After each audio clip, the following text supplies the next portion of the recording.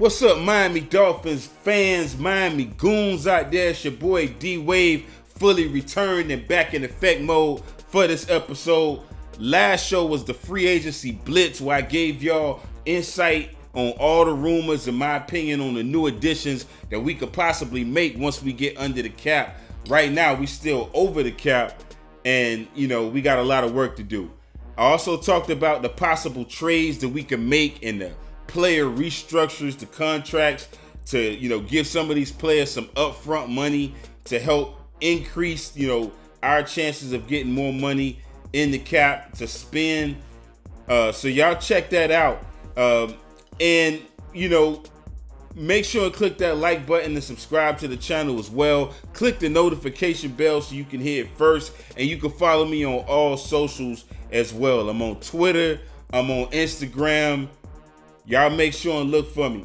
On this video, I'm going to give y'all pre-draft coverage of the East-West Shrine Bowl. I got a chance to watch that game, and the New England Patriot West team defeated the East team 12-3. It was a field goal fest. Wasn't really a lot of amazing highlights or scores to really get excited about, but still, there was some players that I thought that, did themselves a good service this game, and I put on my scouting hat for this one to find the players that I thought could be dynamic weapons or could fill possible Miami Dolphins team needs.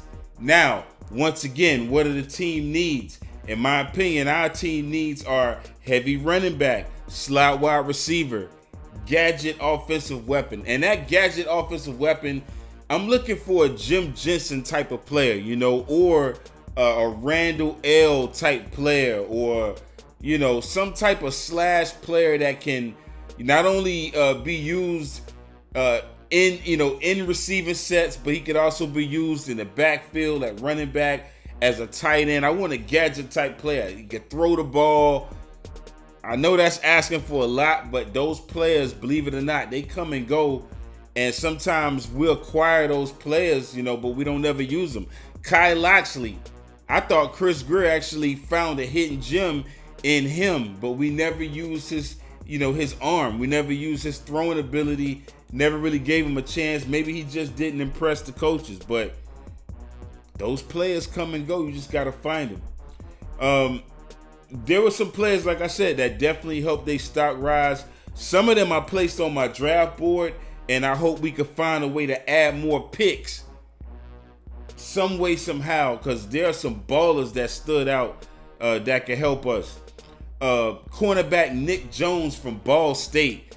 He's one of the players that I thought was a winner as far as his stock increasing, and him being able to maybe make it into the mid rounds, maybe third round. He's a good cornerback, and he built off his strong week, showcasing his length with a pair of pass breakups in the first half, and he had one that prevented a potential touchdown inside the red zone. So that's good. That shows good ball skills. He was tabbed for a holding penalty in the third quarter, which negated an interception that he would have had, but he ended up making up for it in the fourth quarter with an interception. And the New England coaching staff, because he was on their team, they viewed him as the most improved player throughout the week. So that means he was taking the coaching really well, and that's a good sign. So I would keep our eyes on cornerback Nick Jones as an option, because we're going to have to fill that spot now that Byron Jones, all these Joneses, we got to fill that spot, because it seems like Byron Jones may retire.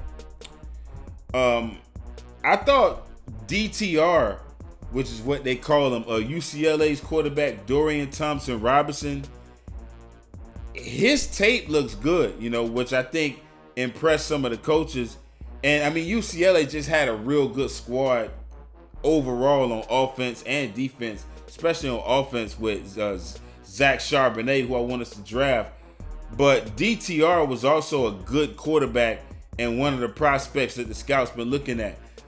He got away with an early drop interception and a pick six also, almost pick six. The ball bounced back with several, the ball bounced, it didn't bounce his way this game. But he did, come back after almost throwing those picks with some nice throws. And I would say all the quarterbacks pretty much struggled, as you can see by the score.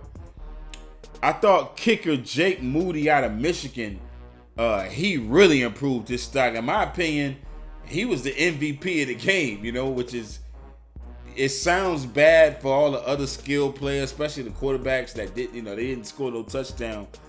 Why y'all let the kicker be the MVP? But Jake Moody did his thing out there. I mean, he was the main man for the West squad. He was responsible for all the points.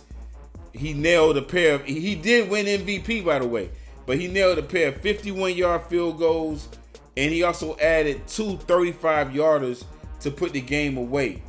And I think he's a player we should target. I know y'all sometimes see in the draft, there'll be teams that they'll sign a kicker in the 3rd round, and you'll be shocked, like, all the players they could have picked, why pick a kicker? I think he might be gone by the 6th round. That's how good of a kicker he was for Michigan, and his leg is legit. The Patriots might pick him up. They got a history of getting good kickers, Vinatieri, Gostkowski. We need to get him before they get him, because he could be a threat. Safety Trey Dean III out of Florida. He played for the Gators. I mean, all week he was just around the ball, hauling in a tip ball in the end zone for a pick. And, that wasn't his only highlight. He attacked the line of scrimmage, blowing up a run in the backfield, getting himself a TFL. And, he really showed up. Now, some other players that I'm going to keep an eye on in the combine is cornerback Khalif Alassi. He almost had a pick 6, but he dropped the ball. He's on my draft board. B.J. Thompson, he's an edge player. Remember, Melvin Ingram, like I said, I think he should walk. He's up there in age. We may need to replace that pressure and add another player. I think B.J. Thompson might be a player. He might fall in the later rounds because there's other edge players that's better than him, but he got freakish athleticism, and he stood out on the field because he got a pair of sacks, and his get off the line of scrimmage was evident. So B.J. Thompson's on my board. Running back Jordan Mims had 2 back-to-back plays in this game. A check down catch that he made and got major yak off of. Then he followed that up with a big run. So Jordan Mims, he's an option. Again, if Zach Charbonnet is not there, if other running backs that they have touted in the top 5 is not there, we may be able to address another position, maybe like linebacker, and get Jordan Mims later on. So another player to keep an eye on. Edge rusher Broderick Martin. I think between him and B.J. Thompson, it's kind of hard to choose, but Broderick Martin can bring that heat. He's 6'5", 330 pounds, and you just saw him in this game. He got a strip sack, dipping and ripping to the target, showing off the speed and quickness to evade the tackle. And he appeared in all 14 games for Western Kentucky during his first season on the Hill. Tallied 31 tackles for the year, including 4.5 for loss and 2.5 sacks. And I think his efforts did a good effort to help the Hilltoppers to a Conference USA East Division Championship. So it's a lot to be said.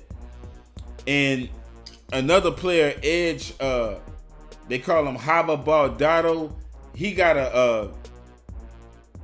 He's another player to keep an eye on. I mean, he played good in this game. Cornerback Jared Bernard Converse played coverage all the way to the end. That's one thing I noticed on his coverage on the receivers in this game, and he was just adhesive all game.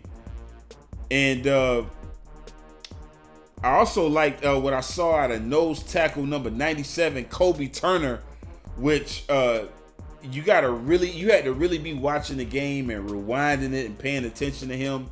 but he showed up. He showed flashes of potential, a potential high ceiling. 288 pounds. He got good get off, fast off the ball with good initial quickness, physical at the point of attack, and he just knows how to have his pad level low to get leverage and an advantage. And when it comes to scoop and combo blocks, he knows how to get his hand on the lineman and shed his blocks. And they say he also got a good rip move. The negatives about him, they say he's slightly undersized as for a defensive tackle, which I think Fangio, I don't think he might be a coach that's he like prototypical players for a scheme, but he may not care about that. He also got short arms. When you got a defensive tackle that got good long arms, that means he's easier for him to shed. So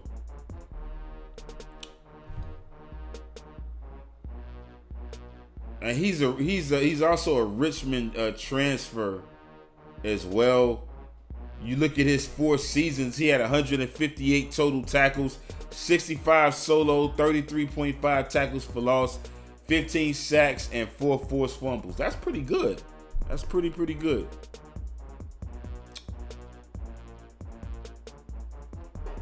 And he came on as a walk-on, so I'm rooting for Kobe Turner. I think he's a good player, and I think he got potential. We may need to keep our eyes on him. Like I said, see if we can add picks to add a player like him as a rotational player to Christian Wilkins and Zach Seiler. And yeah, and there's other players that I think, could fit that role. But to all the scouts out there that's watching this, I know mostly scouts is watching this, or fans who passionate about the Miami Dolphins football team, make sure and leave a comment. Tell me who y'all are looking at. I might make a video about some of the players that y'all might be seeing that I'm not seeing. I might check out some of their tape, Let me know in the comment section what y'all think. But that's my coverage of the Dolphins scouting report for the players in the East-West Shrine Bowl. Till next time, signing off, TBFN.